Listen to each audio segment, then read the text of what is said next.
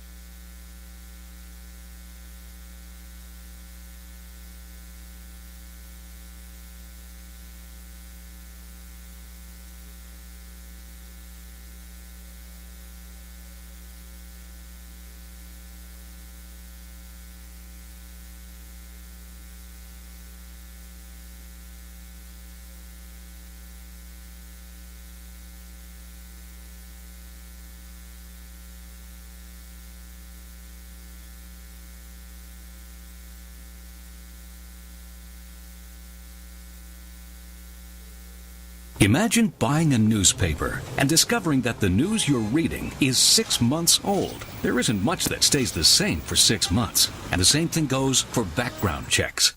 In a time when so much outdated information is being passed around, it's good to know that People G2 offers something different. At People G2, we provide today's intelligence, not yesterday's news. Our value-added approach offers you a fully FCRA-compliant solution that includes up-to-the-minute information. By combining industry-leading technology with old-school human investigation, People G2 is able to give you information that's accurate right now, delivered quickly through our online system or integrated with your HR system. So ask yourself, are you comfortable working with old news, or are you ready for a different kind of background check company? Visit peopleg2.com or call 800-630-2880. That's 800-630-2880 or peopleg2.com.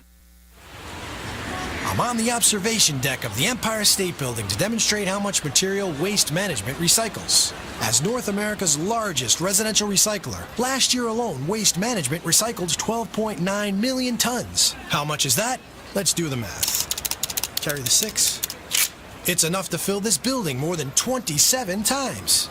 With experience like that, we're bound to have a program that can help your business recycle. Talk to Waste Management or visit thinkgreen.com. Do you want a free analysis of your inbound marketing? Do you want it in 30 seconds or less? Then check out Marketing Grader, the free marketing tool from HubSpot. It's simple. Just go to marketinggrader.com, enter the URL that you want to analyze, and Marketing Grader will instantly give you a detailed report grading your lead generation, mobile marketing, social media, competitive benchmarking, and more. Imagine what it would feel like to lose everything. Your job, your home, your family, your dignity. This has happened to thousands of the men, women, veterans, and young adults we serve at Working Wardrobes. What do we do to help? We provide career development services, life skills workshops, job skills training. We provide the perfect interview outfit, and we get clients placed in jobs. Call Working Wardrobes, 714-210-2460. Donate, volunteer, invest, hire. Do you want a free analysis of your inbound marketing? Do you want it in 30 seconds or less? Then check out Marketing Grader, the free marketing tool from HubSpot. It's simple. Just go to marketinggrader.com, enter the URL that you want to analyze, and Marketing Grader will instantly give you a detailed report grading your lead generation, mobile marketing, social media, competitive benchmarking, and more. It's simple, it's powerful, and it's free. marketinggrader.com. Welcome, everybody, to the Rad Life, the only talk radio show that takes you along with host and age explorer Rad Gantos on his continuing journey of discovery into life's challenges, opportunities, options, and all the latest and greatest things that come with getting older. The Rad Life is brought to you this week by Your Home for a Lifetime, a company dedicated to empowering you to stay safely, independently, and comfortably in your own home. And now here is your host, Rad Gantos. Rad Gantos, where are you? That silence you hear is not Rad Gantos. Gee, anybody who knows Rad Gantos would be shocked to know that he's late today here, that he's out stuck in traffic. Are any of you women shocked that Rod? Shocked? can't believe it? All right. Well, let's get your mics up here, and then you can tell me again here you're shocked. Okay. All right. So we're going to start with Adam, because he'll be here shortly. He'll just come waltzing in. We'll just do the warm-up here act. I'm like the warm-up act for today here. Wonderful. So we have Susan and Tracy, and if they're good enough, hey, they're going to take over the show here. Hey, Rod's right. out. It could happen. We're ready. It could happen. It could happen. So remind us, SeniorServ, you've been here before. We have, and thank you for having us back. So just a little bit about SeniorServ. Okay. We are the #1 provider of senior nutrition and support services in Orange County. We serve Central and North Orange County. Okay. And I think the best way that people identify us is through Meals on Wheels. But Fabulous program. As we talked about last time, Yeah. my aunt's 92. She lives in the desert. It is the only thing that keeps her going, literally. Yeah. She can't drive. She can't, get out. And if not for Meals on Wheels, I don't know what she'd do. She can't afford to go into assisted living. She lives in a little tiny apartment out by herself. She's very independent. She never had any children or got married or anything here. So her whole life she's been taking care of herself, and she's determined to do it as long as she can. And Meals on Wheels lets her do that. But I bet, Paul, that she is alone most of the day. Am I right? All day. So that's the other part of SeniorServ that a lot of people don't know about. We have programs. Our little slogan is more than a meal. And honestly, that is the most of what we do. People think, well, nutrition, that's important. And yes, obviously, it's really important. Keeps her alive. But what people don't know is if you don't have the socialization, if you don't have the other things that keep your soul alive, and I'm not being dramatic, I'm being realistic. No, believe me, I know. Then the nutrition won't matter because you won't feel like eating anyway. I hate to say it, and this sounds terribly cruel, but it's the only person she sees every day. Yes. They check to see if she's alive. They chat with her. She looks forward to that person That's because right. she's pretty much a shut-in. Now, I sound like terribly cruel. I'm her only living relative. She won't move in with me. She doesn't want to even No. talk about it. We have upstairs bedrooms, so she can't go up and down the stairs even if she could. We've looked at, her doctor says put her in assisted living. She lives on like $2,500 a month is her total income here. Well, and see, you're not alone. There are so many people out there that are looking for additional resources that they don't think exist. And that's really one of the most exciting things that I have to tell everybody today is that there are other resources that you don't know about that do exist. Please and tell me, 'cause we provide them. My wife and I have gone round and round. I have a few cousins back in Minnesota, and we all wring our hands, and we wonder the day when, my aunt won't answer the phone. Mm-hmm. And the end It's will scary. come. Yeah. And we've talked about everything we can think about. We've looked at every possible option. The couple of things she might be able to afford, like a group home, she won't even consider. That's right. Medicare doesn't pay for anything. She doesn't have any savings whatsoever. She doesn't have a house. She didn't work in the Army. She didn't have any of these things that everybody just lists off, and they all just shrug and go, we'll do something. I'm like, I'm open. What do you want to do? Well, and you just made a really good point, and that is we serve seniors, but what we do serves caregivers and families just as much. It is so frightening, and I feel awful. My late mother, her sister, said in her dying bed, take care of, my sister. Mm-hmm. And she's always been great to me. I don't want to get choked up. She's a great lady. She's 92. But what do you do? She's still mentally quite sharp and everything here. I can't just force her to do something. Everybody says, well, just pick her up and take her. What? Oh, yeah. Yeah. Let's put that person in this situation and I'm just tell gonna them back that up again. the car and grab her and put her in somewhere here. God bless everybody who tries to help and give opinions and everything, because it all comes from a really, really good place. But I have the male version of that. Very stubborn, very proud, also dealing with dementia, parent. And you can't tell them what to do. No. So here's what we can tell you. We went through this with my wife's mother, who died several years ago now, but she was in her 90s. Again, living alone. No, she had a house she was living in. And we went back, she was a bank in Pennsylvania, we went back there, and there's sisters and other people back there, and everybody was just kind of ignoring the problem. And it looked like she was living, I'm sorry to say this, like she was one of those hoarders. The cats were pooping all over the place, and papers were stacked from floor to ceiling and everything. And we went back and we were horrified. We were like, you're letting her live like this? Well, what do you want to do? She just won't let it touch anything. Choice. Yeah, don't touch those papers, don't do this. Yeah. And so we started throwing stuff out. She lost it. She started screaming at us. We took her over to an assisted living because we could have sold the house and moved her into that. And when we left, we didn't get her in there, but she was thinking. But when we left, she told everybody, Paul's trying to kill me. He's not even related to me here, and get him away. I mean, just to the point when she died, we had this huge fight. And everybody's going, well, you killed her. I'm like, I killed her. You guys let her live like this for years and years and years. I tried to solve this. I came in like a typical guy and said, I'm going to fix it. Solution-based. I'm going to fix this. And then we go back home and it's all done, So I tried that approach. That didn't work very well. And it split the family, and everybody screamed and yelled and fought. And so what we do is we try and give those choices and resources in a way that might be a little bit more palatable, allows the senior to stay their own decision maker to the most that they can. Right. So let's talk a little bit about some of the scenarios that you just talked about, because you talked about the senior themselves. You talked about your issues as a caregiver. You're not alone out there. And the family. In my aunt's case, there's nobody else to argue with here, but in my wife's case, there were a lot of people that yelled, and everybody had a different opinion. Of different opinions. Right. Yeah. Right. So. And whose responsibility is it to do this? And well, it's easy for you to say because you don't live here. I have to deal with this all the time. Right. One of the relatives back there would say, and we're like, well, but you're not doing a very good job of it.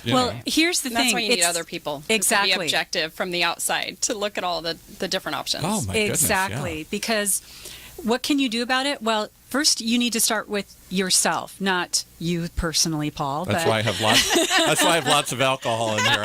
When I started drinking, Irish whiskey piled in there. We have to start with ourselves, and that is. We need to talk about how we're setting ourselves up for being a senior.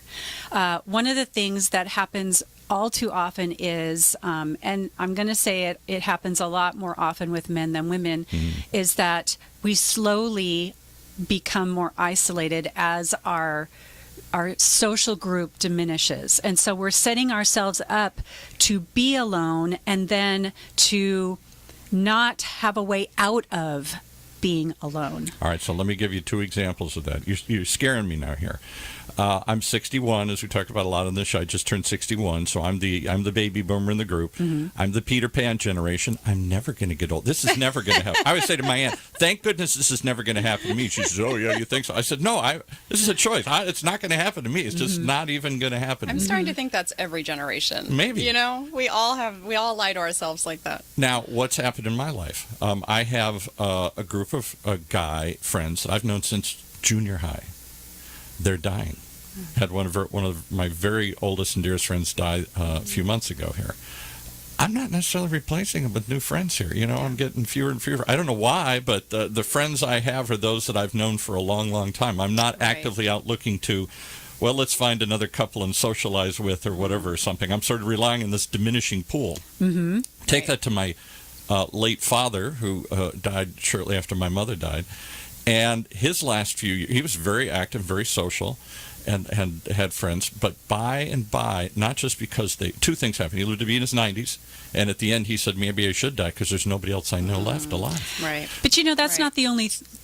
that has to do with it. Yes, and I'll give you the other one that isolated him even more. Not just the loss of friends like I'm suggesting, and somehow there isn't an urge to replace them at 80 or 90 like there was at 20 or 30.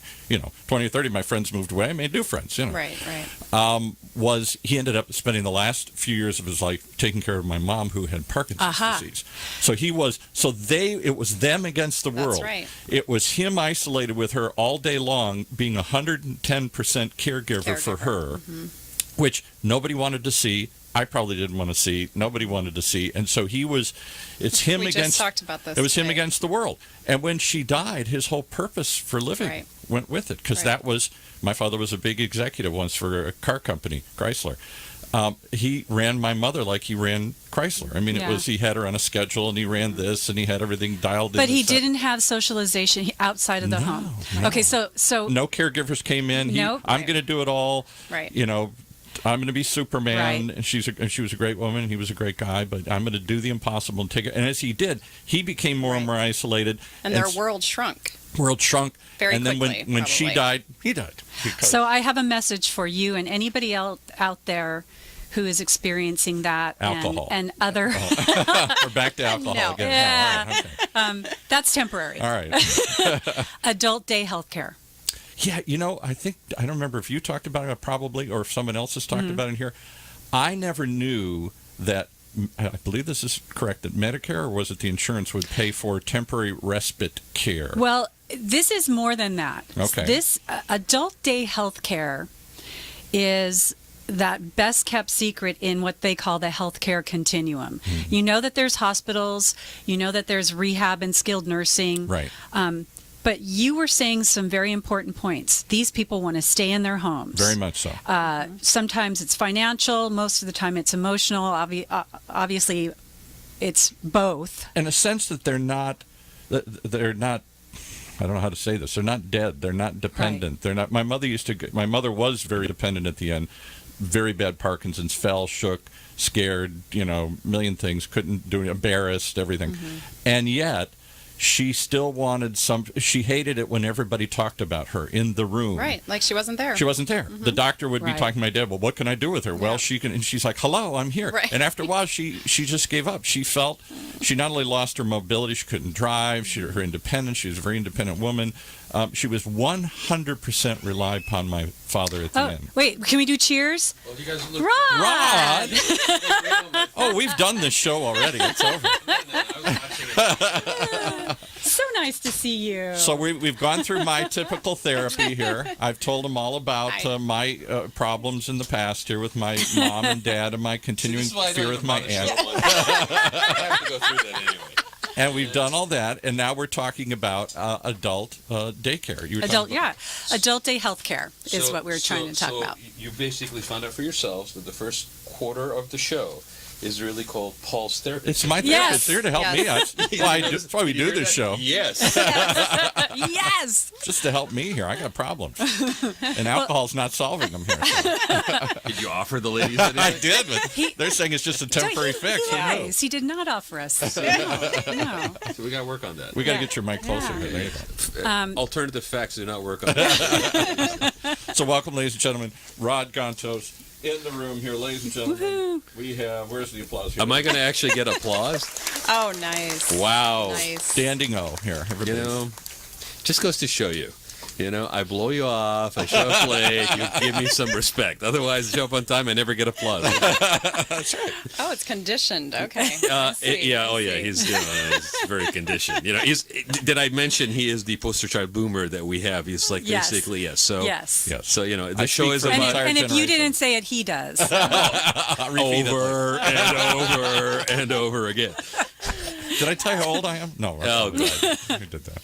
I'm getting old hearing about how old you are. But no, that's great. So you guys covered. I was watching it while I was coming, and I apologize for being late. It's good old California traffic. There was an accident on the 5 freeway. Oh, no. Yeah. So, but you covered background on SeniorServ. A little bit, yeah. A little bit, right? And we're talking about the hidden thing, because she had talked about Meals on Wheels before, and we were saying how great that is, but she says there's this other hidden secret, and that's what we're just starting to launch into, which is adult daycare. Tell us about it. Because a lot of people know you guys for Meals on Wheels because Exactly. it's such a successful program, but I mean, I remember from day one when I met Susan, she was like, yes, Meals on Wheels. No, let's move on because we have all this other stuff too that we That's also right. do, right? Yeah, and Never heard of adult daycare. Everybody's heard of Meals on Wheels, or at least if you get into this situation, you quickly learn there's So did you guys something cover adult daycare? No. Okay, No, we so- just started going into that. Well, so. lovely to see you both here. You too. Thank you. And I'll step back and let Launch. you cover adult What is daycare. it? What is it? Where is it? You Who know- pays for it? Yeah, let's talk about that. Wow, who pays for it right away? Yep. You know what? Well, 'cause because you know what, that's the- what everybody's asking. That's what everybody asks. And I'll just preface it by saying while you're regrouping here, when my parents started to deteriorate and get old, only child, nobody else to turn to, no experience in this whatsoever, I didn't go through this with my grandparents. They all died a long time ago. When I was 6 or 8 or 10, I never saw any of this. My parents never went through any of this. Nobody prepares us for it either. Nobody. We had no experience of this.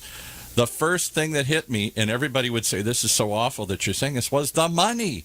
Oh, my God. Well, put them in a home, $10,000 a month. Well, do this, thousands and thousands and thousands. Let's talk about that. Did he mention that he didn't have a reference point of being a grandfather? So no, I haven't gone to that. Right. Oh, okay. So I'm sorry, I'm jumping ahead to his after the break situation. But here's Paul, who basically himself does not have a personal reference point of how to be a grandfather. So I'm using that just as an example because there's other things that maybe were relevant to grandparents that you also didn't see go through this aging process. So in some cases, as part of your generation, because of the age discrepancy, that person who is now facing these realities may not have a personal reference point. No. That's right. Of having seen somebody close to them go through this and how the family kind of navigated that. I think I'm the only person that's made this observation, at least that I know of, and I've never heard anybody talk about this, but having just become a grandparent in the last couple of years, I didn't know what it was like to see grandparents or be grandparents, because in my circle of friends, and I think mostly my generation, grandparents died when they were in their 60s. Yeah, we're living longer. So all of a sudden, when they were in their 60s, I was 6, and all of a sudden, and I think of my wife, my best friends, this group of people I know, not one of us knew our grandparents. If we did, barely. Right. So let's switch to the money thing, right? Because I find it's really interesting that you guys are living it daily in terms of being of service to seniors, right? Is it an accurate observation that in many cases we go through all this litany of the programs and what's available and all of this stuff, and we stand up in front of groups and we share all this information, and yet the last thing we kind of touch on, and it's almost sometimes like, I don't want to kind of talk about until somebody asks the question. Ugly. You're not supposed to bring it up. Is the cost factor. Right. You know what? We don't.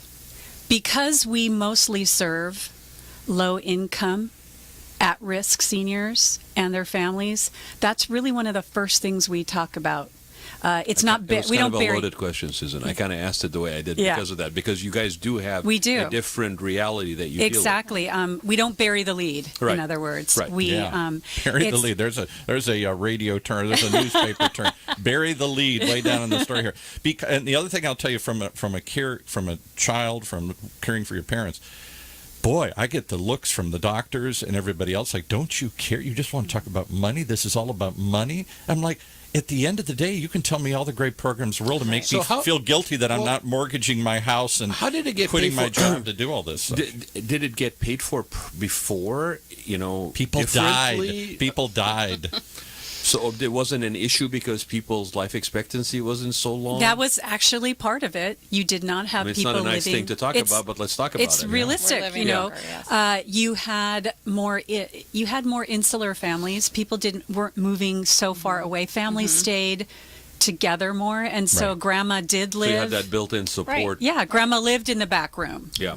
Kind of thing. And if there was a situation where grandma really was too frail and sick and couldn't live in the back room, then they did have the homes, which which were not great places to go to, and that's what we're trying to avoid with our services. It's to keep seniors living at independently as long as possible with programs to support. And so it's not just only because there's a benefit on the cost factor and impact on the family, but there's also a healthy wellness element to having people in that familiar environment. Exactly. Absolutely. We want that's to their help. choice. That's what we hear every time. That's the last thing they want to do is be moved into a home. That word institutionalization. Right. It's a nasty, nasty word. And I want to preface what that. you do for criminals. Yeah. Yeah, that's a wow. There but you I go. want to preface and that's what my that. aunt always says. You're not going to put me away. That's the couple. I did have a grandmother I knew a little bit, barely, and they were trying to put her away at the end. And lucky her, she just died, which is what quite often happens. But you hit on three things there that I don't think everybody examines. One,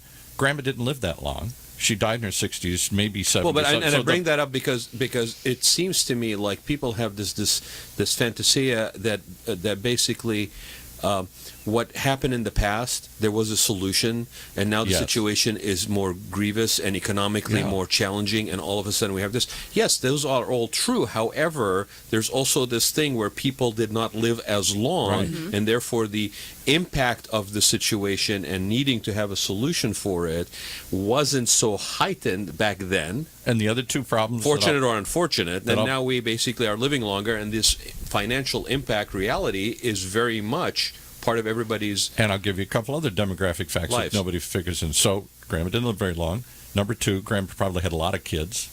We're having far fewer kids. There's more of us that are one or two, trying to take care of. I was nuclear one family. taking care of two parents plus an aunt here, so I'm outnumbered. I got 3 against 1 here. And, like Susan said, we all moved away. You're actually perfectly trained to go volunteer for SeniorServ. I really am. I probably kind of is up today, actually. And sign him up. And the other thing was, didn't last very long. Didn't have to go through this very long. Lots of people to spread this over, and somebody was always home. Now everybody's working. If because we were again, you have to. Yeah, if my wife or Especially in I, Orange County. families, if we forced my aunt to move in and said, "Sorry, you're going to do this," who's going to stay home with her? Right. Well, let me circle back then, because that's the perfect intro back into what we were talking about. Yes. Adult day health care. Yep. So that person that we're talking about, the senior, may not be living in their own home anymore, or they might, but oftentimes they're living with their adult child. Right.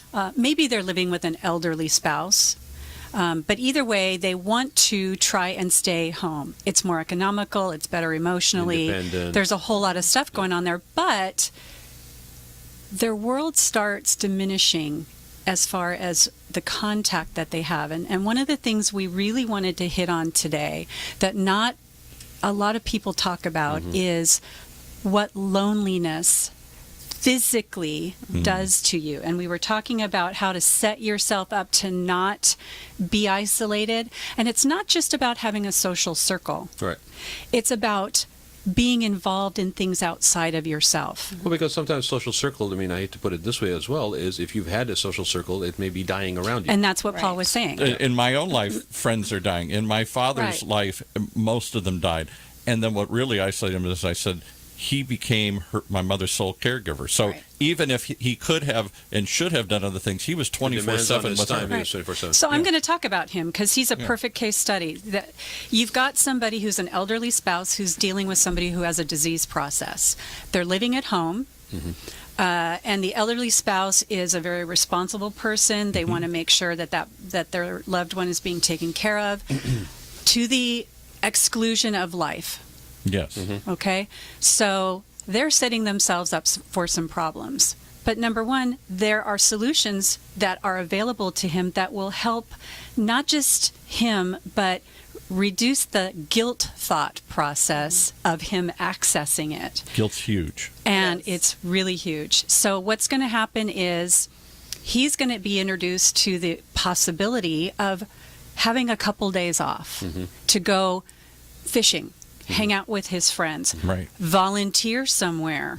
When you volunteer, you end up meeting people who are younger than you sometimes, or different from you. Or your social circle all of a sudden starts expanding without you realizing it. So that's kind of for him. For her, if he is open to the fact that, hey, I could use a couple days off, she's going to come home with me. She's going to be home. You're not putting her away. You're not putting her away. It's just an alternative for She the day. actually is going to probably improve somewhat in her health and outlook, because she's going to be going to a place where her diet is controlled the way it's supposed to be. Her medications will be given to her the way they're supposed to be, but she's also going to have the opportunity for socialization and activities. So her own world, which has narrowed, gets to broaden out a little bit. So Susan, she sees more people than her husband. And guilt goes both ways, because my dad was guilty that he couldn't fix it and felt I got to take care of her. Okay, even though sometimes he would get frustrated and call me up and cry and get upset and everything. I can't do this. My mother felt incredibly guilty. She knew what it was doing to him, and she wished she could die, quite frankly. And this would hit both of us. And then lastly, there is physical therapy, occupational therapy. There are opportunities for them to feel like somebody is helping them stay Mobile? better, Yeah. stay at least at the level they're at. It's what they call maintenance. It's not rehab. Right. But Well, it's, and with the propensity of falls with Yep. seniors and being off balance, Oh, yeah, that's- and things of that nature. We were talking last week about with massaging and Yes, and things I of saw that that. nature, right? So, before we go further, why don't we describe or define adult daycare? Yes, what is okay, it? so adult daycare is for people. And it who actually pays is for for it? 18 and up. What? And who pays for it? Yeah. Okay, I'm going to cut to that. We'll get back to that. Okay. Okay, it's actually for 18 and up because it also has people in there that maybe have some brain injury or something like that. But on an average, it's seniors. Right, because it's adult daycare. Exactly. Okay. So what you've got is people who need some type of supervision as far as getting their medication correctly and on time. We do breakfast, lunch, and snack. Where does it take place? Transportation is provided. Okay. We personally, SeniorServ has 2 adult day health care, Okay. one in Anaheim and one in Santa Ana. Okay. But if people listening are saying, hey, well, I live down in Lake Forest, all you have to do is call us. We belong to a collaborative of adult day health care providers, and we can tell you who's in your area. There are a total of 16 or 18 in Orange County. I mean, is this usually taking place at a senior center? Is No, it taking no. place at a No. Where is it? It's a variety of Yeah, locations? they're their own facilities. Out in the they're parking lot. It's no, that's yours. Oh, that's my adult. That's yours. I'm sorry. Payment, I know. It's okay. Payment is... Hey, come back here. Don't quit. Stay on the lot now. Come on. This is good for you. Wait, I'm telling what you want to know here, Okay, Paul. all right. Okay. Payment, CalOptima will pay 100%. What? Yes. Or... It's like the best kept secret. That's right. It really is. So what are the okay? Or VA in our you I know what you're thinking. We'll get back to it. Okay. It's like, how do I VA qualify? will cover for those who some of them have agreements with the VA, and our Anaheim facility has a VA contract. So that's also, or if you have the money but you just want to make sure that you are conserving it because we're all Yes. living longer. And you know it's why- only $80 a day from 7 in the morning till 4 in the afternoon, So the cost 5 days a week. The cost is $80 a day. Yes. It is covered by CalOptima, Or, yes. right? Right. Or veterans Right. Insurance or whatever services. Okay. Or you could pay for it technically at $80 a Yes. day rate. Yes. Right. Okay. So and it doesn't have to be every day. and it doesn't have It to could be be a every couple day. days a week. And it's available. Did you say breakfast, lunch, and dinner? Snack. Snack. Yeah, Breakfast, because they lunch, leave by and- 4. So Right. okay, so what? Like 8 o'clock, 9 o'clock? No, 10 so o'clock? people start coming in as early as 7 o'clock. 7 to 4, basically. 7 to 4. Okay. Yeah. All right. And Because the parking lot closes after 4. Because No, you I'm have kidding. to come. I have to come. Yeah. yeah, that's when Paul has his after daycare. That's when the alcohol It's goes night out. care for That's Paul, the night yeah. care. Yeah. What about CalOptima's financial This is what I have to requirements? put up with every Do you week. have to? Because here's one of the things we discovered. People said, well, you can only make so much money. There's certain other programs for low-income people where they'll give you a certain amount of subsidized housing if you can't do it, but it's almost so little that you literally wait 5 or 6 years and you probably Well, but you die guys are before talking you about qualify. CalOptima like everybody who's listening knows what CalOptima is. Yeah, let's Take define a what that second. is I mean, and we're talking about income. an agency that would pay, or a program that would pay for this adult daycare. Okay, where is those resources And what coming are the from? Is it income? It's the state. It's state funded.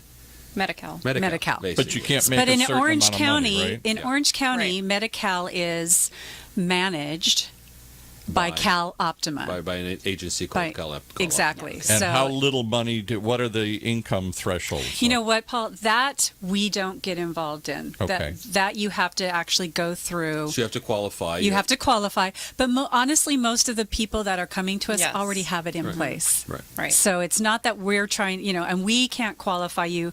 We can steer you to them, get you hooked up to them. Right. But if you have not applied, then you have to go through that Well, and process. let's look at this for a second. Okay, I mean, even at the cost of $80 a day, okay, with all those different services that you mentioned, okay, under one roof, basically, Right. in a safe environment. That's right. Okay, I mean, for your dad, for example, that one day at $80, the safe peace of mind, the sense of freedom that he actually has, a day from 7 to 4 that he can actually do something else or do nothing, but recharge his batteries. I mean, that's the equivalent value that we're talking about here. He begged for something like that, looked for it, and the sad thing is he was a veteran of World War II, so he would have qualified under VA for this, as we've now learned. So my question is, why is this a secret? Why do none of the healthcare providers, why did none of my father's doctors or my mother's doctors, he would take her in over and over again, and part of it he'd try and talk about, what am I going to do? And they'd all shrug their shoulders and go, I don't know. Have a nice life. Yeah, this type of service started about 30 years ago. Okay. So it's been that slow build. And Paul, you're right. We are trying the best that we can to do everything we can, radio, presentations, to get that message out, because it has been completely underutilized, especially because the straight shot is hospital, skilled nursing, rehab, and then if you don't rehab well enough, you'll just stay. Right. Well, but there's another option. Right. When you've got the support at home where somebody can be there in the evening and on weekends, and they can handle whatever it is that's going on, they just need, maybe it's an adult child that's working. Right. Well, they have to work. Well, and hospitals are discharging you quickly. If you're insurance, they want you kind of off the payment plan as quickly as possible, as far as if you've had an injury. So there needs to be some sort of stopgap that basically comes in at that point and is available. And I think, to your question, Paul, I think what happens, which is normal in a lot of industries, is that you are counting on those gatekeepers, those discharge planners, that to basically pass on that information. Well, it depends if that information has been put in front of them. They're overloaded with, as far as their workload. They're not seeking out information because they don't have free time to do so. You have to go to them. They have to be in front of mind to basically pass it on. And what happens a lot of times is you don't have cross-discipline integration. And we're working on that. And that's where community outreach and information and talking about this thing. Plus, it's not an easy topic you want to talk about. I mean, you don't just wake up in the morning and go, hey, here's my cup of coffee. Let's talk about how we're going to basically... So let me give you a third example now here that just came to my mind. But it should be. It should be part of that family conversation around the table. What's out there? Because we are working with a few area hospitals now with their case management team, because they are now understanding the value. We're all looking at person-centered care. Right. We're all looking at wellness. They are now understanding the value of including wellness, this. not warehousing. At including this in that continuum, because, like you said, it's preventive too, or maintenance, as you put it. Well, you get somebody who is in the hospital, does go to rehab, goes home. They're not what they were before, maybe. Right. Unfortunately. Right. Or the reason that they were in the hospital, it was the third time because they weren't doing well. Regardless of age, that happens. And so now they're not really appropriate for institutionalization, thank heavens, but they really shouldn't be alone by themselves. There's so many things that can happen. I'm going to talk about what loneliness does physically. So adult day health care is something that we are starting to be part of their team to present to families as they're getting ready to discharge. You know what you just did? You just changed the whole narrative by one word. You said adult day health care versus adult day care. Oh, thank you. There are two different things there. And if you if you stop and listen to that, adult daycare makes it sound like somebody is an invalid that's almost like childlike that needs to be cared for. Like a babysitter. Adult day This is health way more care than sounds like an empowered thing that I do in order to basically have That's a good control point. over my wellness and well-being. Right. It's amazing. To be able to stay at home. One word. Yeah. So let me give you another example that comes to mind here. I seem to have lived through all these examples. I'm your case study here. He is. My friend that I grew up with since I was in junior high, we were exactly the same age, died last year after he'd suffered through multiple heart attacks over the last few years, and each one worse than the other. And he would go in the hospital, and first of all, he had to file bankruptcy. He was broke after a $2 million because he had gotten laid off. He'd lost his insurance and suddenly had his first major heart attack like 5 years ago. Of course. Wiped him out, house, savings done, bankruptcy, everything. Guy who was a big, high-powered executive is now living in a little apartment with his wife, trying to hang on. She has to go get a job. She never had a job in her life. Okay. It gets a little better. Another heart attack. Year later, another heart attack. Each time he'd go in the hospital, each time he'd come out weaker. Mm-hmm. And his wife had to work. Kids are grown, gone.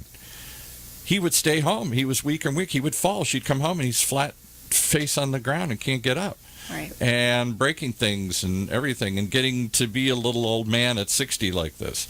And so she literally used to say, don't move. Sit in that chair. And so he would play solitaire on a computer, I found out, at the last year of his life. That's what he would do all day. This is a guy who was a very smart, I'm going to get all choked up, a very high-powered, successful, helping human being. And in the end, there was nobody there for him except his wife, who hung in there and had to work all day and then come home and try and take care of him. He was still alone night. during the day. Right. So the perfect segue. Loneliness. Yes. So let me tell you what loneliness does physically, because we talk about people getting depressed. They start kind of focusing in on themselves and their own problems, and it makes them more depressed and so forth. But what we don't talk about, and I don't know that everybody has even thought about, is the physiological issue of loneliness. So they did a study. There's many of them, I'm sure, but there's one in UCLA that I got some facts from, and I'm going to use my little fact sheet here. I'm going to cheat. Okay. Go ahead. But because I don't want to say this incorrectly. So basically, we found that the key antiviral response driven by type 1 interferon molecules was deeply suppressed in lonely people relative to non-lonely people. That's a lot of jargon. So there's a physiological reaction there that happens when people are in that state. That's right. But here's what's more important. This block of genes, but there's also another block of genes that was not suppressed. Okay. It was greatly activated. Okay. That block of genes was involved in inflammation. Let me tell you why that's significant. Inflammation fuels disease processes in a host of devastating illnesses. Significantly more heart disease, makes persons more vulnerable to metastatic cancer, increased risk of stroke, more likely to develop neurodegenerative diseases such as Alzheimer's. So loneliness physically will create that inflammation within your system that allows for all of these other diseases to manifest and or get worse. And in all three of the examples that I gave, my dad ended up having a stroke after taking care of my mom. My mom, as she got worse and worse, got more and more. She did get something like Alzheimer's and type of Parkinson's. She started to just mentally deteriorate, and so did my friend. So let me tell you, it's a domino effect. What goes it's a with domino that? effect, Right. So lonely adults are 25% more likely to die prematurely, and elderly people who are lonely die at twice that rate. Wow. That's a pretty significant statistic. And we're talking loneliness, right? And some people may go, well, he's lonely, snap out of it, right? I'm pointing that out because, again, words mean things, right? Loneliness, we go, we're downplay it. We talk depression, and all of a sudden we're okay with the fact that somebody can have a chemical imbalance, right? An actual physiological thing, right? And we also believe, well, they're older, they've lost all their friends, loneliness is a natural state. And I saw somewhere, I think you had sent some stuff to me, it was said something like 7 million people in the United States over the age of 65 are actually suffering from depression every year. Wow. Okay, and that's a byproduct of loneliness. And that's a byproduct of loneliness. Yeah. So there are things indicators that probably if somebody is aware to look for, okay, can pick up on before we get to that level of depression. Right. which now is even more of an ordeal to deal with. Right. And it's a self-perpetuating cycle. Because the more my mother shook, and the more depressed she got, and she was very depressed and all these things, she didn't want to see anybody else. Exactly. And they're not asking for help. It has to be somebody in their life that is noticing that something is happening. Leave me alone. Let me die. I don't want to see anybody. I'm embarrassed. I don't want to. Well, if you're going to be even open to receive, that assistance, because there's a stigma there. I don't want pity. I don't want strangers to come into my life. Yes, and that's what we were talking about. You can start doing. All of us right here in this room at the age that we're at. Right. I'm 61. I don't know if I It's too You may late have for you. mentioned Just it. sit quietly. Yeah, the guy over there that's 80. 61 going on 80. Yeah, really. That's what my wife says. We need to be proactive, not just for ourselves, but definitely for ourselves. You need to look for things that are going to keep you connected, Right. not just your own social circle. And by the way, connected, not in contact. I said it, I did a little video before I came in here. We're all in contact. But the depth of connection is myopic. Right. I have Okay. 6,000 people on my LinkedIn connection. I should be the happiest guy. You know, in the I don't know world. what you're talking about sitting over there talking about loneliness. You're fine, you're covered, right? But I don't really know hardly any of those But people. that's what I We're mean. just connected, That's what I yeah. mean. You know, we don't. We and The we age of social media. Yes, where, right. where it's not true connection. Yeah, the illusion of connection. the illusion of connection when it's really not. So, but I just want to say that there's another factor for why people may be reluctant to receive that, even from family members. So you got to ease into it. Yes, Right. because a person who has, like, I think of my dad, you know, who thinks, you know, accomplished, kind of like your dad, accomplished, go-getter, self-reliant, da-da-da, all of a sudden to come to terms with the fact that you even need assistance. that was Right. Let hard. alone to receive it from your children that Right. you cared for. There's a lot of layers Oh, there that lots. we have to ease into, to Right. your point, Susan, right? And So how many do we do dynamics. that without basically just panicking or getting frustrated because we're not seeing the results that we should get, because we're all living on a timeline, right? Well, I got 6 hours to turn my parent around from the behavior pattern Yeah, of 80 right, years exactly. and Right. start doing something Right. different. Yeah, it's Right. not going to happen. It's not going to happen. You know, I've got between Wednesday and Friday. If I can't get it done by Friday weekend, I got to go ski, right? Right, So I mean, right. I'm just. But these are realities. I mean, they may not be speaking them, but these are realities that are playing out in our heads. And you know, you made a really good point, and that was, you know, that you're going to get your dad turned Right. around. And we were talking about Yeah. this before we went on air.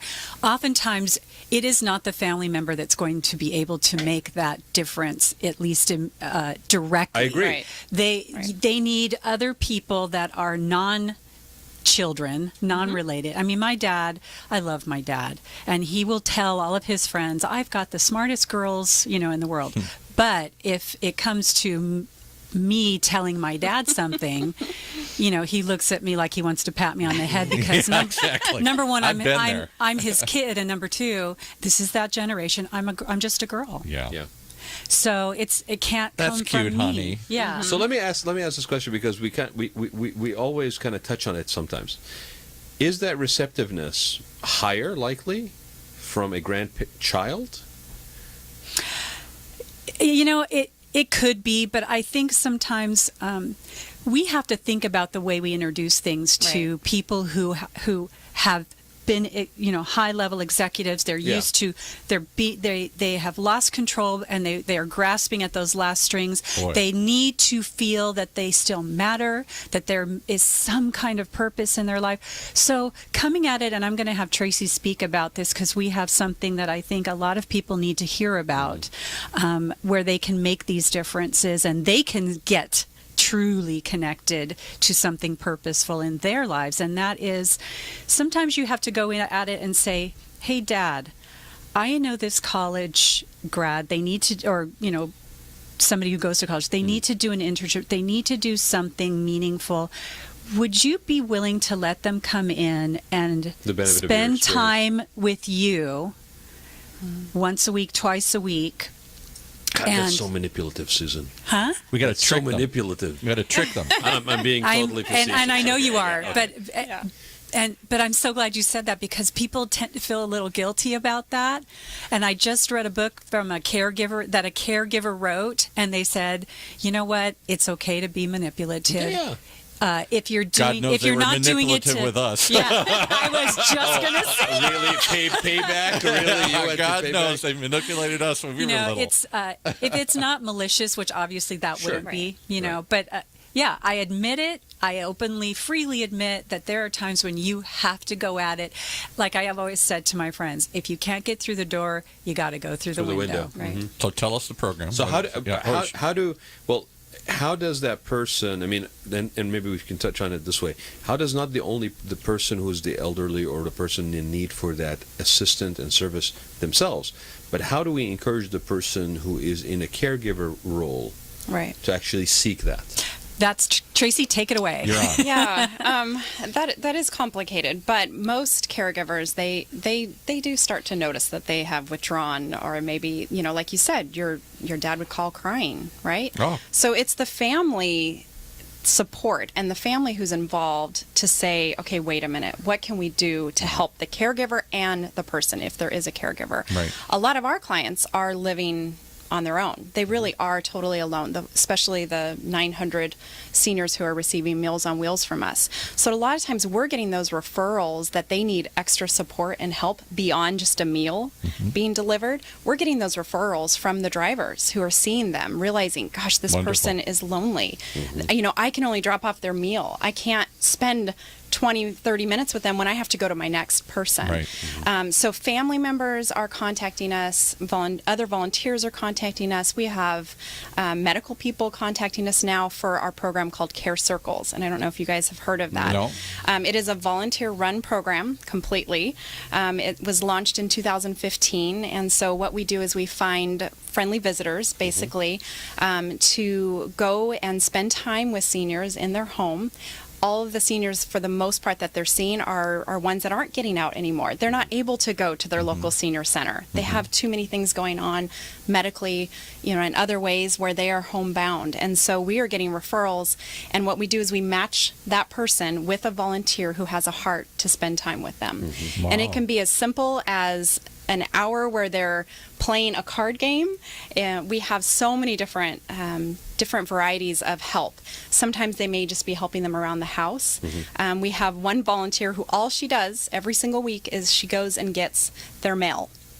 And when she does not show up, this senior calls us frantically, beyond stressed out because she can't get her mail. Yeah. But when that volunteer comes weekly, she's happy, and that's all she wants. You severed the connection line, right? I mean, she doesn't get her mail, she doesn't touch it, she doesn't feel it, she doesn't feel in contact with whoever may have and she sent feels it. out of control. Feels out of control. Right. Tell them about the story you were telling me about. Which one? With the, Which with one? the college student? Yes. Okay. I love this So story. we actually had an intern. She worked for our social services department. One of the things I love about our Meals on Wheels is that our Meals on Wheels seniors also have a case manager who helps gets them connected to all kinds of other resources in the community. And we had this intern from Cal State Fullerton. She became an intern for social services. She did her 3 months. She was done, and she walked into my office and said, "Can I do something else now that I'm done interning?" Well, of course, I'm the director of volunteers, so of course you can. And I told her about Care Circles, and we got her set up with a woman who lived in her area. We always try to get them connected to somebody close by so that it's logistically possible. City and traffic today, you got to have something that you can do every single week. Reality of Southern California. Yes. That's right. So we got her connected, and she goes and spends an hour with this individual. They play card games, they talk. She helps her with her iPhone. I mean, she's a college student, right? And we had a volunteer gathering last month, and we said, does anybody want to share anything with the group? And she stood up and she said, I purposely schedule my visit with this senior every Monday because I want my week to start out right. Wow. And she said she gives me way more than I could ever give her in my 1 hour. And I think that's really, my passion is working with volunteers, and that's what I'm looking for somebody who really has a heart Kind of like for that those book that we Tuesdays serve. with Maury here, where the Yeah, writer exactly. Mitch Albbaum went and spent time with a senior and ended up writing a book. But that about ended up expanding the seniors' Oh my gosh, exposure yes. to, because you talk about, as you get older, your own circle tends to Right. die. Well, so you need to reach back. Right. You need to know younger people.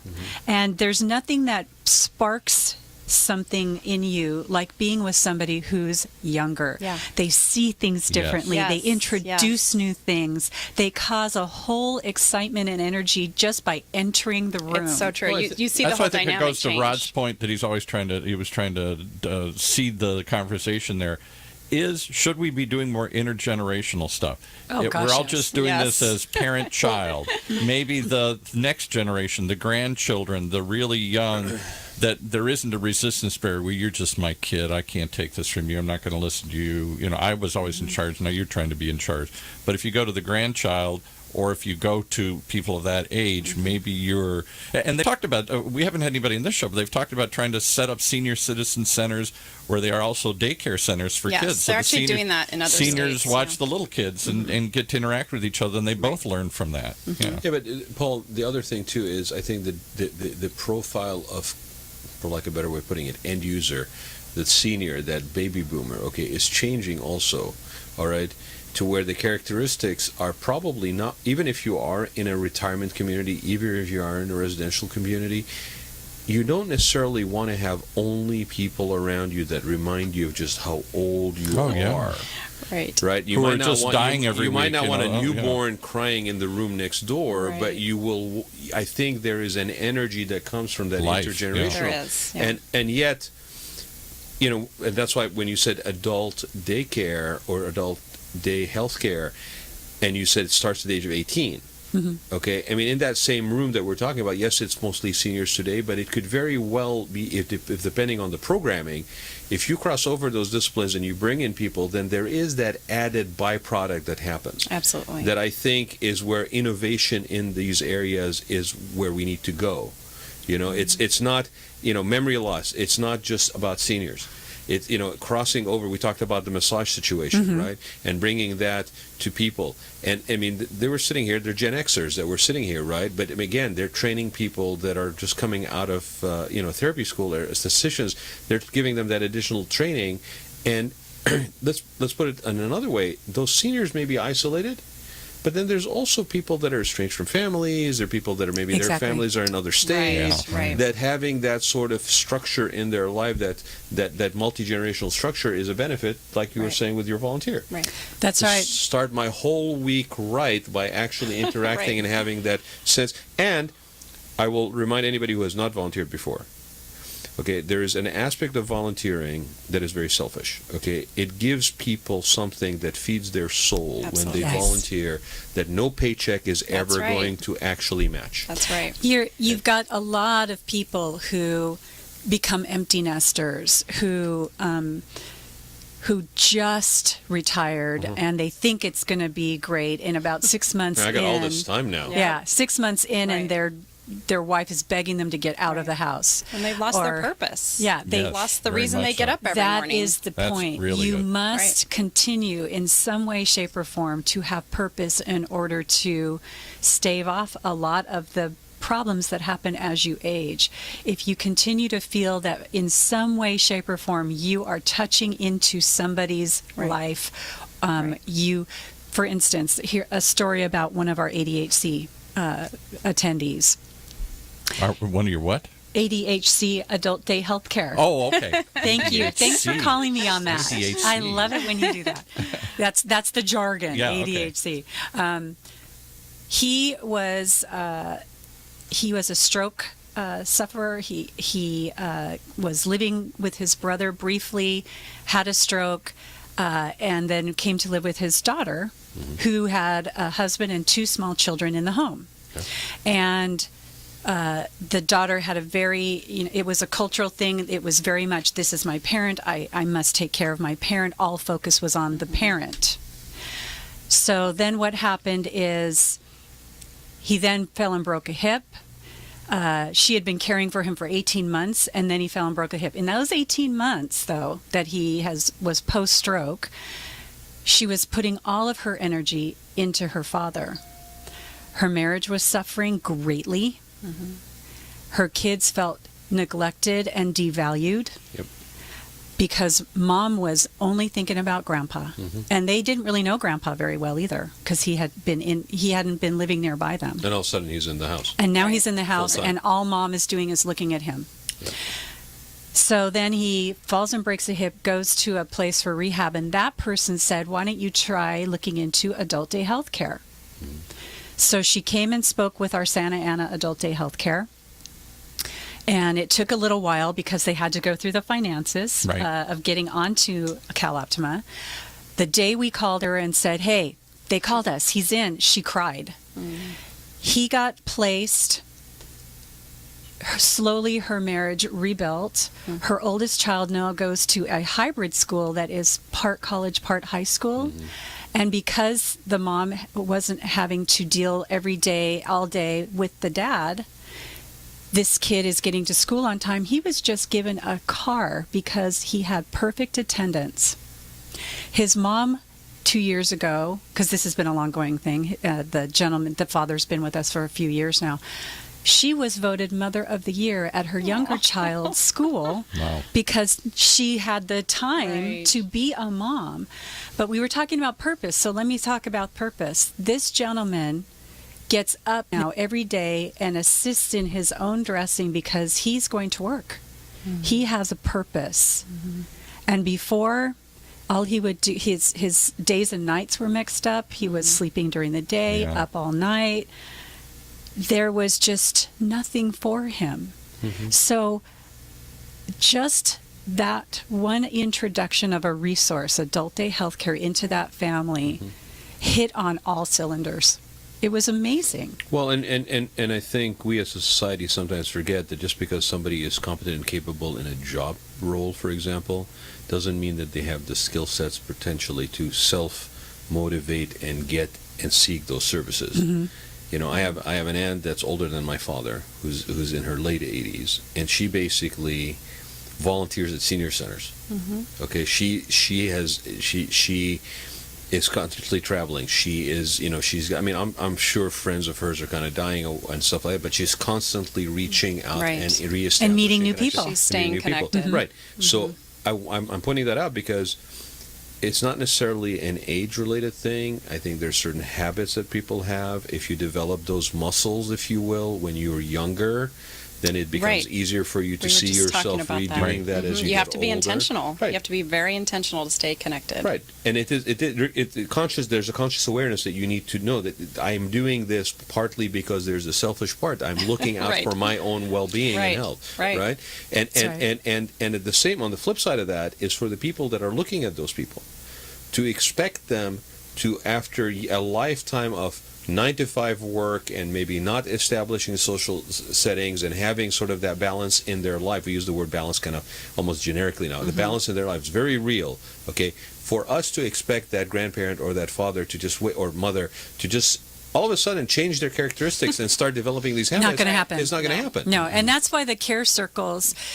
Some of these people who would really do well at adult day health care will never get them there. Right. Because they may be they're still in control of their own decisions. Right. There's some that are dealing with some slight dementia, but even up to a certain stage of dementia, you still have the right to say what you want. But you're trying to ease them into some sort of hybrid solution by having the care circle. That's why we offer so many different things, because we want to be able to have some kind of alternative. And the one characteristic that my mother, father, and aunt all fight with, and I fear I'll fall into the same trap, is this crabby negativism that comes as you go lower. I'm not going to do that. Yeah. That's stupid. I'm not about to do that. I'm never going to do that. If I fell into it, I'm wallowing in it. Because it's interesting. My father was somebody who was a doer. Got up in the morning, worked 12 hours a day, rose up the corporate ladder. Problem, fix it. Problem, fix it. That's what he taught me. When the problem was him, he didn't want to hear about it. Right. He didn't seek any fix. He didn't acknowledge he had a problem. I'm still who I was. And that's why we have to start slowly. We get referrals, and sometimes they don't want the support. It is their choice, but we can at least attempt to find somebody. And Tracy, I think it's also important, again, we have multiple audiences in this situation here. The person that's end user, but also the caregiver, is expectations are important, and managing expectations are important. So for the person who's thinking that this is going to be just a magic bullet solution, it is not the case. But I call it the most complicated puzzle that we've ever put together, the care circles. That's what I call it. But thank God we are actually trying to tackle a complicated puzzle versus just shrugging it off. We're not going to give up. We know that it works, and we know that we don't want our seniors to be lonely. And if this is a possible solution, then we're going to keep trying to solve it. And then there's the senior, because you were saying this, there's the senior that is still able to be active, but doesn't think they have an outlet. Mm-hmm. They don't know that the fact that they play the piano and can still play the piano can be utilized at an adult day health care. Do you have an hour that you can come to an adult day health care and play the piano for the people there? Right. Are you a retired teacher? And would you come like to do teach current it? But events? nobody's there's so many different nobody's connecting the ways dots. that people can help.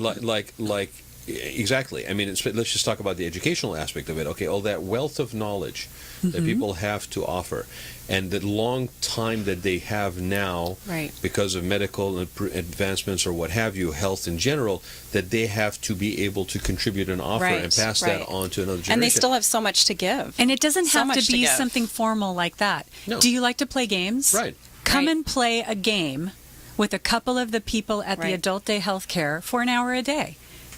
That's come it. Come and play Jenga. Come and play dominoes.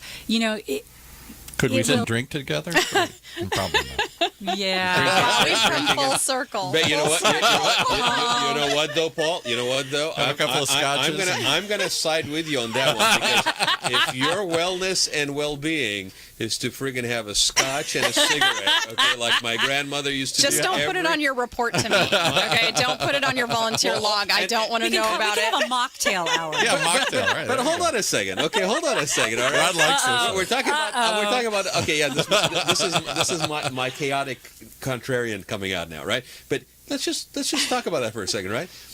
The person we're dealing with depression and loneliness and a potential, shut in and all these situations. If my grandmother wanted to have this shot of scotch at night and sneak over to the bathroom next to the kitchen and smoke her cigarette in the morning, and that made her day go by faster and easier, and she was happy with a smile on her face, you know what? Hats off to her. And so the woman that comes and does that, I'm going to call Rod because exactly. his grandma. When I get a referral, I will bring my cigar. I will bring my cigar and stand outside of the balcony. You know what? Okay, all kidding aside, at the adult day healthcare level, we can't do that because there's too much. Wait, let me finish though. Okay. There's too many medication issues. Right. However, in a situation where there's a friendly visitor, although the friendly visitor cannot have that with that person, if that person just wants somebody to sit with them while they have a glass of wine and talk, that's absolutely okay. Susan, the reason I said that and the reason why I kind of basically shocked that a little bit is because, that's a lifestyle. It's because we have this sort of regimented way of thinking about stuff. Yep. Okay? It's very true. And when we do that, we start segregating people. Mm-hmm. We start putting people in these neat little boxes and saying they have to fit in this box, otherwise it doesn't fit the model or the regiment of how we care or how we whatever. You know what? That's fine. There's a reason why there's a regimen and a program. It works in most cases for most people. But we also, if we are ever going to break through and make this a part of a lifestyle change, a paradigm shift in how we basically live life and look at the continuity of life and aging and all aspects that come with it, we have to start allowing for those things. Absolutely, because if you were to tell my husband that he couldn't have his glass of wine when he's 85 and has to live in an assisted living, no, Joe, I'm not going to do that to you. But no, it's coming. But Joe. seriously, We've already identified a location that has private lockers and a self-playing piano, and you can bring your wine cellar. Listen, there are so many of our different levels of care that recognize that we're adults. Right. We're not kids that have to be told what to do at every hour of the day. There are certain situations where, advanced Alzheimer's or something like that, where you have to direct and have the structure and so forth. So it's not going to work for everybody. But even in skilled nursing, when I used to work in skilled nursing, because that's where I come from, as long as the doctor prescribed this person can have a glass of wine with dinner or this person can have a glass of beer, they could have that. And that was huge because 20 years ago, that was absolutely not heard of, not allowed. And that's exactly what I'm talking about. Okay, we have to look beyond those regimented things. I understand we live in a litigious society and there's liabilities and all this stuff, right? But that's exactly it. Because at the end of the day, it is quality of life. That's right. Okay. So thankfully, because we only have ADHCs from 7 to 4, we don't have to worry about happy hour. They can go home and do it. Right. Which is why we start up that way. But actually, your program, because it is again an alternative to being, institutionalized, Right. Okay, or in a home, right, provides that. You have the support, but then you also have the health daycare, adult health daycare, that you can have a continuation of normalcy. That's right. As you That's define normalcy. Right. That's right. And I also want to say, don't underestimate our volunteers. We've had grumpy seniors that we've gone out to see, and we have an AmeriCorps volunteer that we're working with, and she's doing a great job managing this program. And she was doing a match, and she was really worried because the senior was pretty grumpy, and she thought, I'm not going to be able to find somebody who will do this. Put up with this. So you can become mean. My dad became very kind of mean at the end. And but we're surprised every single time. She found a person and they went out and met her, and she just took it with a grain of salt. She was like, oh, she's fine. This doesn't bother me at all. I'll get through that rough exterior. Right. And they started connecting, and the volunteer just pushed through those barriers because she had a heart to really help somebody. And so are we ever coming back to underestimate. a society, we've talked about this in other shows, and we have to wrap up here, where we stop putting these people somewhere else and keep them integrated in society so they feel alive, they're not alone, they feel a purpose? Or are we this trend that started so long ago, where as you get older, you move, No. you disappear from society? That's you're what locked we're in your about. own house. You're locked in an institution. You're sent somewhere and else. we don't want them to become invisible, and a lot of times they invisible. are, because a lot of other populations that need help, you see them. You don't see our lonely, isolated, homebound seniors, and that's why we have to get the word out that they're there. And that whole thing, Very true. it goes right into our mission. SeniorServ is about nourishing the purpose, wellness, and dignity of the seniors and their families in our community. That is our mission statement. And you can find that and anything else at our website. Can I? Yeah, absolutely. Please, Yeah. Okay, Perfect timing. so SeniorServ is www.SeniorServ. That's no E at the end No of E. serve. We're being really cute about that. Right. SERV. .org, not .com, but .org. So SeniorServ, no E at the end, .org is how you can get connected to what we do. Our volunteers get more information on adult day health care and All all of the our other programs. programs that we have. Well, and I would say, we need to start talking about this in terms of empowerment services, and not something that basically I need because I'm older. I think it definitely serves that population, but it is, I think, getting people to see these resources as empowerment resources, as continuation of quality of life resources. Yes. I would love to basically turn on my TV and find somebody basically having AARP tried to do it. You don't know ARP, and I thought that was a horrible slogan, right? It sounds like something a seal on the beach near Cambria is doing when I drive by. I don't want to know ARP. Okay, but It's been effective. But it's memorable. Okay, but it's still a little. And my point is that to show people that are actually seeking these services and feeling empowered by them. Okay, to put a different visual on this thing. This is not, God's waiting room, and you happen to have somebody who cares there, or somebody who comes to your door. It's very real positive impact to having those care circles. But I think we need to start in the industry talking about these resources and empowerment. Yeah. Right. Both for the family member that's needing them, for the person who's the caregiver in that family, for society at large. These are members of the community that have a lot to offer. Maybe there's ways to capture that. Maybe that care circle is, if people are wanting to share, there's a way to sort of capture those experiences in a way to share it, because those are very empowering stories. I'm president of the Historical Society in San Clemente. On average, age of my membership is probably over 65. Okay, and we have a losing membership base, and it's not an aging organization, but we in a way deal with exactly these same things, and there's a intergenerational caring mechanism in San Clemente that kind of happens, and people kind of are there for each other, and then they're kind of trying to do a village concept down there senior services. But I think we as an industry need to start taking this thing out of the realm of just being seniors, that this is something that impacts all of us. Absolutely. Right. And we have to all work together to get that message out. And we all have access to different people. Right. So we have to work together to really meet the need. Give us the website again and we'll wrap up. www.SeniorServ.org.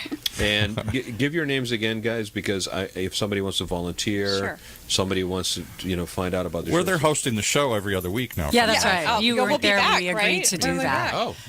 back. So I'm Susan Papiri. I am the Senior Director of Community Relations. And I'm Tracy Hall, the Director of Volunteer Services. And I'm Rad Gantos, and you've been listening to the Rad Life, and that's Paul Roberts over there. I'm 61. Who's 80? Notice we did not say our age. We did not say our Nobody age. does. I'm glad he didn't ask you. You should do it. That's Paul Roberts, who's 61 going on 81. And we'll see you guys next week at the Rad Life, Wednesday, 12 to 1, octalkradio.net. You have been listening to the Rad Life Radio Show with your host and age explorer, Rad Gantos, brought to you on the one and only octalkradio.net. Join us again next week as we continue our journey of discovery into life's challenges, opportunities, options, and all the latest and greatest things that come with getting older. Let's face it, not all company challenges are the same, which is why Strategic Market Intelligence can help identify the actionable information you need to be more competitive. Gain a better understanding of your brand, competition, best prospects, or new product opportunities to generate greater revenues in 2015. Call 949-357-9547 or visit www.strategicmarketintelligence.com.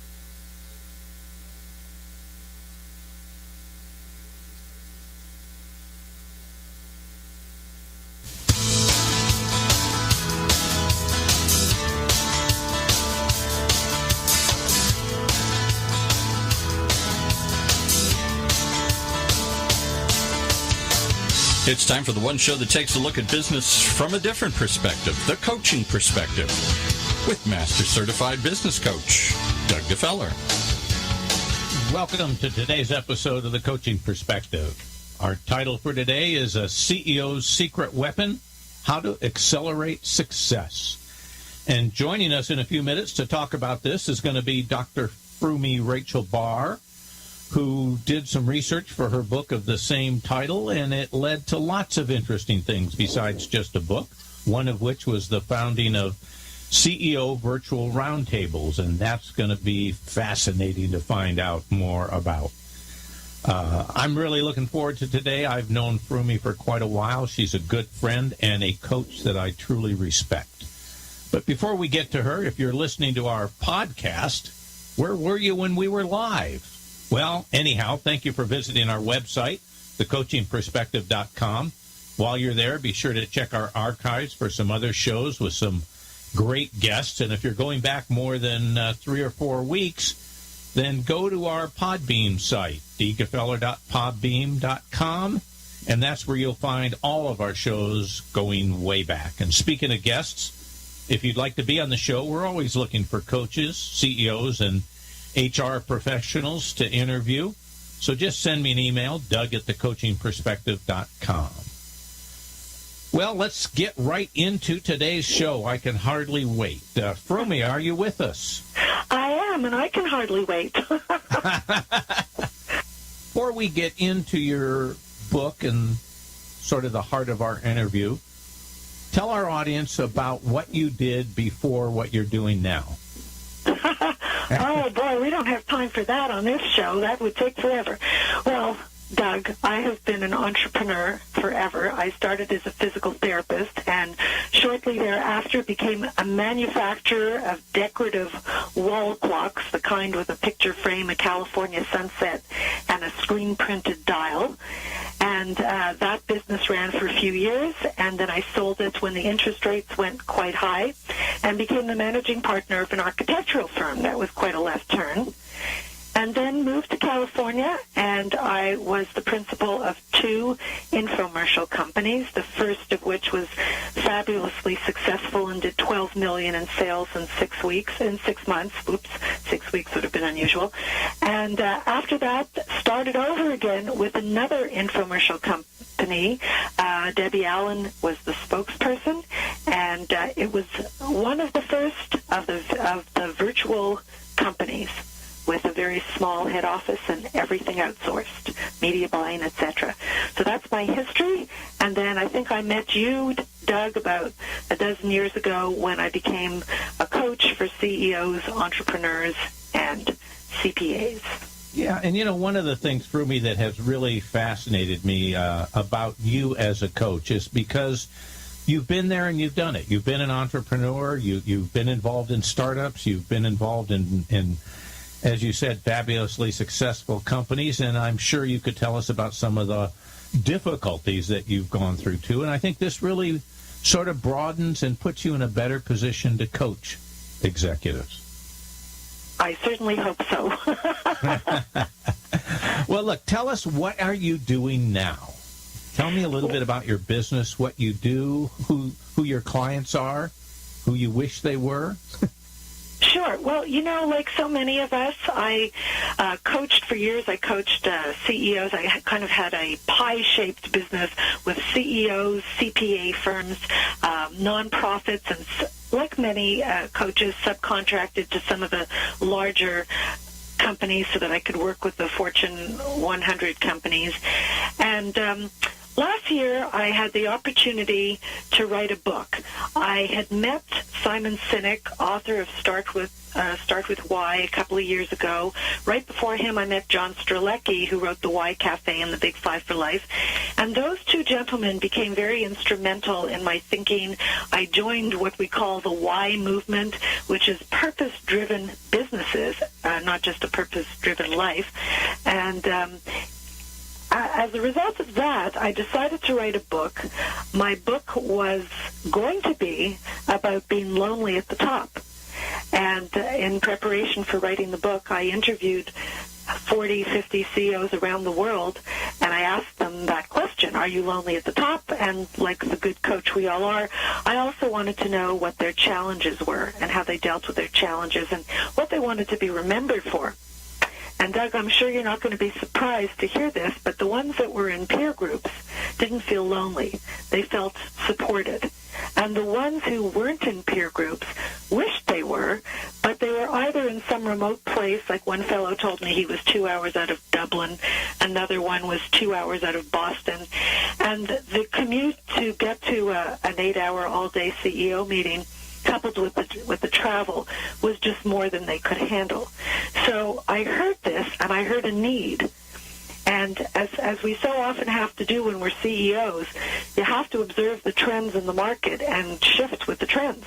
So that's exactly what I did. I decided to stop and consider whether I wanted to start virtual groups that I alone would run and have, let's say, 4 groups with 5 or 6 people, or whether I wanted to actually build a scalable business. And I chose the latter. So I'm on a new adventure as the CEO, 2 sets of communities. Do you want me to pause here? Yeah. Well, you did. So, that is fascinating so far. And, of course, you're right. I'm having run CEO groups. I agree with you that it is a tremendous benefit, and it does remove some of the loneliness besides providing lots of other things. But I just want to take a moment and congratulate you on starting with a premise for your book and being open to shifting that premise and looking at what's going on. And I thank think you. that's wonderful. I mean, so many people get an idea in their head and they go full bore to execute that idea, whether or not it is still valid or not. Well, we do see that with entrepreneurs all the time, don't we? So the key is not to say, you've got a great idea or you've got a lousy idea. The key is to say, how are you going to validate your idea? Absolutely. And in writing my book, what I ended up doing was saying, okay, what did I learn from all these CEOs? And what I heard were literally 80 or 90 challenges that they had. So what I did was I took their challenges, I did a walking meditation, and I distilled all those challenges into 10 chapters, and that's what the book is about. The secret weapon is twofold. One is having a coach or a confidant, and the second part of the secret weapon is knowing your why. So Simon Sinek wrote the foreword to the book, and the book is based on all the challenges that the CEOs had, basically distilled into 10 chapters, explaining how you could use your why as the focal point for focus, for decision making, and guiding every decision you make, and also in solving every challenge that you have. You know, and I just want to caution the audience, don't think that you've got everything Frumi has to share with us because she told you those things already. We're going to get into it a lot deeper here as we go through this discussion. And I am so glad that you brought out the role that Simon played and that the why movement played, because I know when you first got exposed to it, it was like I don't know. My impression from the outside was you became fully immersed in it, and it was like a new culture for you that you just, where was this? I can't believe I didn't know it before. You're so right. I was totally captivated by it and by Simon's calling it a movement. And so I actually spread the word all the time. I use John Strzelecki's Why Cafe, which is a tiny little book, but it is so impactful. And I literally have boxes of them, and I give them away. Every time I go to a meeting, I give them to people. Whenever I speak, if there's 80 people in the room, 80 people go home with a book. That's how passionate I feel about it. Because of this big shift and because of writing the book, I realized that there was this hole in the market for virtual roundtables and doing things in a different way. And I think I got really, really lucky, Doug, because technology developed enough, and I'm sure within the next 5-10 years it'll be even more so, but we can certainly see people, we can see their expressions, and what's really different about these roundtables is that they're not all run by CEOs. They are run by experts. So, for example, if someone is an expert in the field of project management, someone I was talking to this morning is an expert project manager, that person can create a group of 4 to 8, we kind of max out at 8, but 4 to 8 individuals who are project managers. So it's focused around issues rather than size of company. Because I like that. Noticed, I like that a lot. Thank you. I noticed that, Doug, when I was talking to people, like one, for example, is a CEO in Minneapolis who was a salesman all his life, became the CEO of an organization that was formerly a family-owned business, and he is owned by a company in China. So clearly, as you know, many of the CEOs in your former groups, that's a different issue than a founder. Yeah. So he wants to be with people who understands him. Well, and what I like about what you're talking about by building your groups around issues is that when I was building groups around, initially around size, it's almost an impossibility because nobody wants to be the smallest, nobody wants to be the biggest, and everybody wants to be in a group with people bigger than them. Right. Now that becomes impossible mathematically to fill a group of people that meets that kind of criteria, you know? Exactly. It's like I want to be in a group of 3, but no more than one person. I mean, you can't do it. So, right. You know, so I think the idea of compatibility is absolutely key to any group, any kind of peer group that's really going to help you. And the idea of building it around issues is just great. I hadn't heard that before. I really am excited about that. Well, the other thing that I'm excited about also is that instead of having coaching that goes along with the membership or participation, we're offering just enough just-in-time coaching. So what that means is you can imagine the expert project manager now has 8 people in his group, and it's more like mentoring, because if one of them has an issue, that person will want to call their expert team leader to say, how do I deal with this? So that's a little different than coaching. Certainly pure coaching models aren't telling people what to do. But when people are lost and they don't know what to do, who do they ask?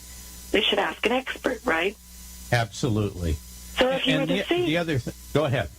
If you were the CEO of, let's say, a manufacturing firm, if you were a startup entrepreneur, and you wanted to know what to do on a given day because you have a big challenge, wouldn't it be cool to call me and say, what do I do, instead of spending an hour on coaching? Because you don't have time for that. Yeah. Of course, I think there's a place for both of them, and there's a time for both of them, Absolutely. and it has to be right. But what really fascinates me about what you just talked about there is the concept of just-in-time coaching, because everybody today is geared to instant gratification. Right. Business is fast-paced. I can't wait till my peer group meets next month or next week to talk about an issue. I can't wait till my scheduled meeting with my coach next week or next month. So the idea of just-in-time is very, very much appealing if it can be managed. Right. Well, it's kind of like rollover minutes.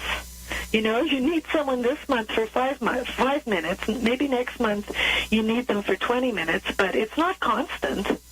They're sound bites. That's funny that you mentioned that. I was just at AT&T today, and I'm trying to figure out, what do I do with my 4,000 rollover minutes that I'm obviously never going to use? You know what it's like. I'm sure you've told people, call me anytime. They don't call you anytime. They want to call you when they need you. Yes. But nobody's going to really abuse your time. And if they do, that's when you offer them a coaching package.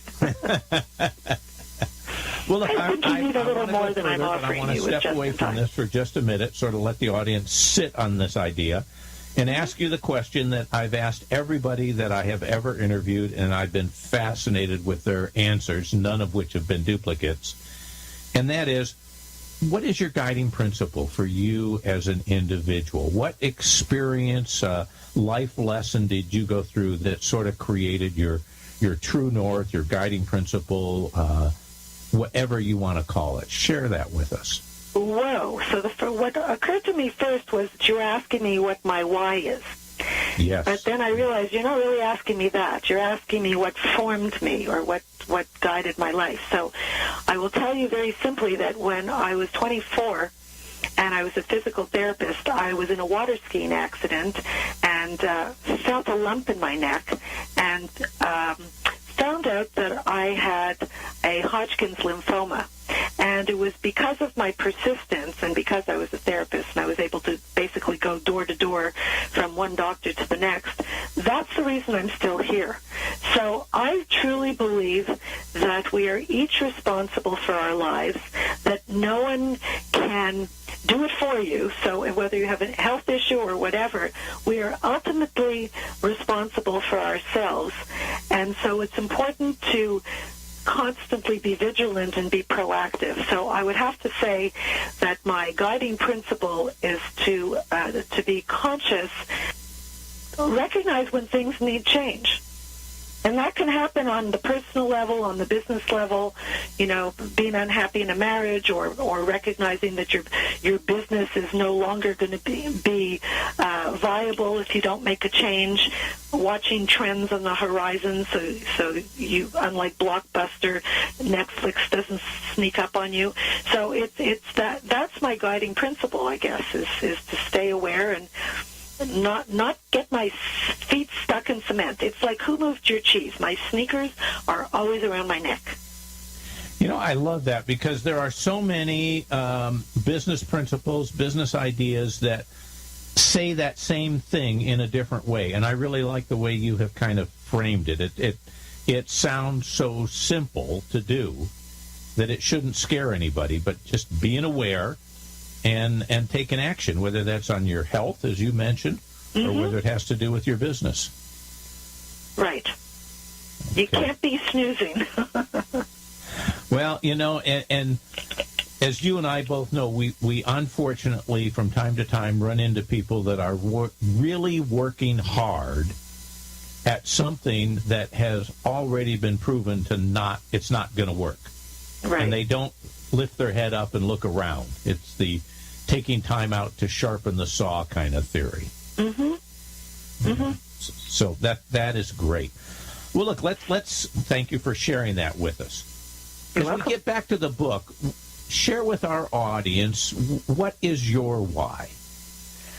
Oh, I couldn't wait for you to ask.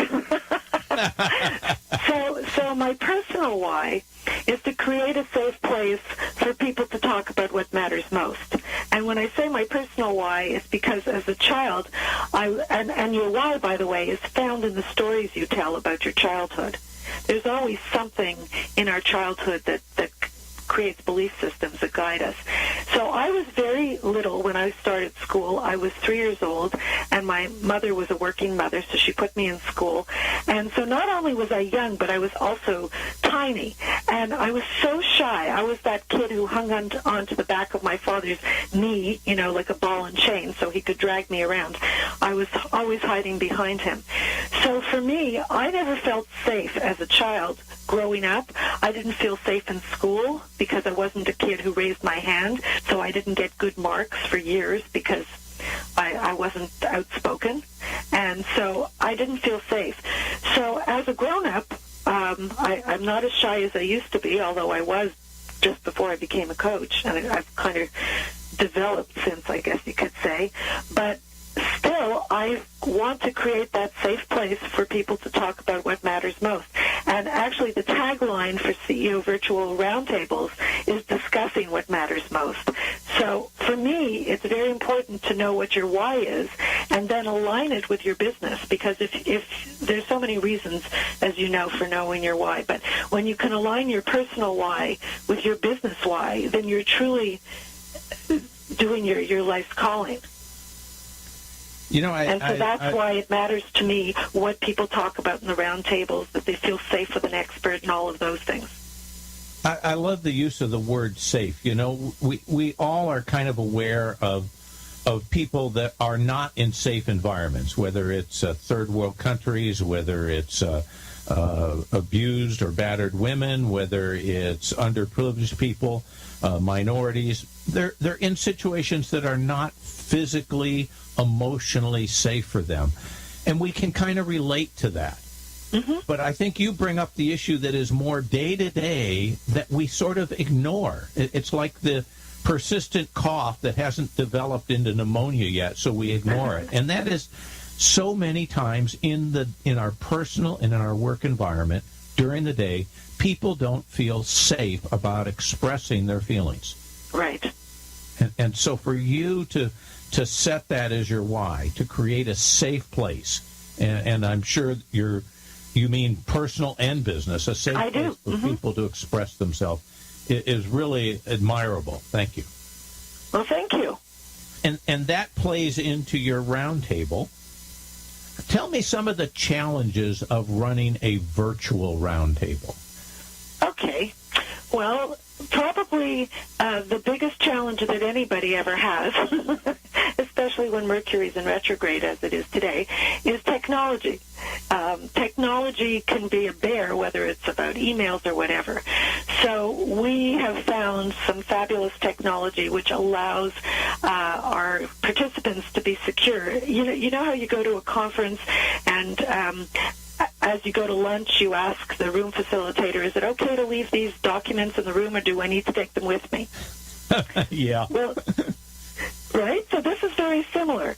Each of our rooms is dedicated to a group. It's not, so nobody shares the room, nobody else goes into the room. So finding that technology, that was the first thing. And I'm sure, I wonder how long it'll take for us to be able to reach out and touch someone in a virtual room. Wouldn't that be something? Oh, it can't be too far off, can it? I don't think so. So I think that's why I think we're the future. One of the other challenges challenges of being virtual is that people who are not as comfortable with technology and say things like, well, you have to be in a room with someone else. How could you possibly get into a deep conversation if you're not in a room? Well, for me, I have several children, and all my children are very technology focused. So we FaceTime, we text, we Skype, etc. And so for me, I know my children. They may only be two-dimensional on the screen, but you can see enough of someone's facial expressions and body language that you can achieve it. It's just a question of being comfortable. I mean, so many coaches coach on the phone, and they don't see people, and yet they start to develop a knack for listening to the nuances of voices so that they know how to coach their clients properly, right? Yep. Some of the virtual meetings, I'm not going to say roundtables because I'm not aware of anybody doing that besides you, but some of the virtual meetings that people have tried to run as businesses have sort of focused on the theory that we need to get together physically once to meet each other and to see each other, touchy-feely kind of thing, and then we can work virtually. Has that been your experience too, or can you just jump right in and our only connection is going to be virtual? Well, actually, our only connection will not only be virtual. So we are having an annual retreat, which we're calling Leaders Inspiring Leaders. So the first retreat I'm actually doing with John Strzelecki, and we're doing it February 6th and 7th in Palm Desert. And so I do believe that people should meet each other, and certainly when you're in an intimate group with people who share the same issues, eventually you're going to want to meet. So we're offering this annual event so that people have that opportunity.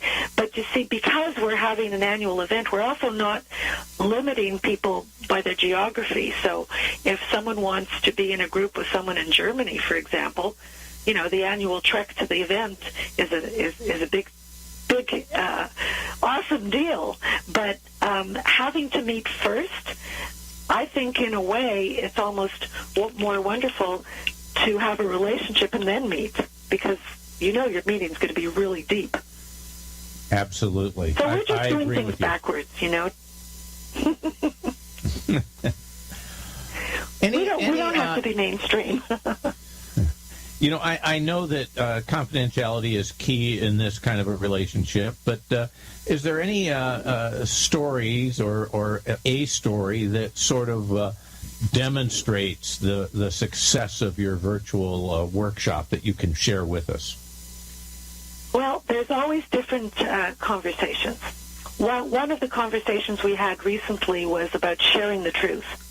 One of the CEOs was very reluctant to share. He had 191 employees in 3 different locations and was having a very severe cash flow issue because he lost a very big client. And so he was getting input from the rest of the group as to how much he should share. And there is a point when you can't pay payroll that you do have to share something. You can't just, so the first time the payroll checks are late by a few hours, you can say, whoops, if you're so inclined, the payroll company goofed. But you can't do that the next payroll and the next payroll. So the discussion for 2 hours focused on how much truth you can tell. And that's the kind of conversation we have. It could be about the truth. It could be about conflict. It could be about another major one we had was about conflicting decisions. So what happens when you're afraid that the market may shift and you need to hold on to your cash, but on the other hand, you know that if you implement some new technology, you're going to be so much more efficient. So should you invest? Those are the kind of conversations we have. Okay. They're always deep conversations. I'm sure you've been in many similar ones. If it was deep, it was usually somebody else running the conversation, but I've enjoyed them. I don't believe that. Trumi, hold on. Don't go away. We have to take a break for a commercial here, and then we're going to come right back and talk some more about your book, and maybe you'll get you to share what some of the key challenges were that you discovered in your research. Okay. We'll be right back. Perfect. He used to pester me for a walk. Now, it's the other way around. Hoag physicians perform more orthopedic procedures than any other hospital in Orange County. Our orthopedic program, in fact, ranks among the top 5 in the entire country. So whatever it is you live for, you can get back to it sooner. Because as it turns out, the best part of life is simply living it. Hoag for Life. Visit us at www.hoag.org.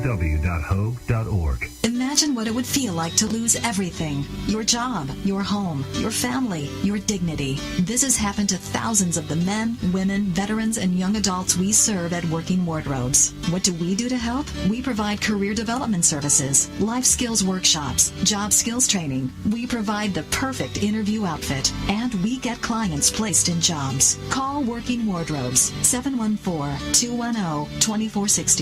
Donate, volunteer, invest, hire. And now back to Doug and his guest.